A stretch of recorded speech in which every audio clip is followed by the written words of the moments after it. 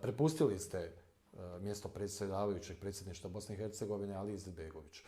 Ono što me zanima, da li ste imali neki signal da to uradite ili ste to uradili po nekoj svojoj savjesti, zato što je Alija bio predsjednik partije? Ne, nisam imao nikakav ja signal, ali nikada ne dođe, moj odgovor se uvijek u izvješćima prikazuje u javnosti, nikad ne dođe pravi razlozi. Ja sam nakon dolaska iz zatvora iz Bihaća ponovo postavljen na čelo Agrokomerca i odmah otvorio proces transformacije Agrokomerca iz društvenog u dioničko društvo.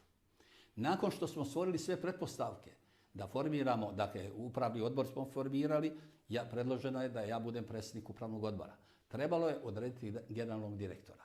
Niko nije se prihvatio da bude generalni direktor. Prema tome, ja sam imao dvije funkcije koje su bile inkompatibilne. Predsjednik upravnog odbora i generalni direktor Agrokomerca, to je jedina bila cijena da dokažem da Agrokomerc ne mora propasti. I danas se potvrđuje da Agrokomerc u onom izdanju kakav je bio ne može opstati i tako da. I tad je to bilo. Da bi ja to demantovao, ja sam morao uzeti te dvije funkcije.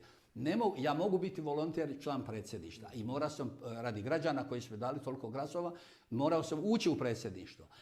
Da budem predsjednik predsjedništva i da budem direktor Agrokomera, to je nespojivo. Prema tome to, a ima i puno drugih razloga o kojima sam govorio, ali da se ne ponavljam, mislim da je ljudima dosadilo slušati. Dakle, ovo.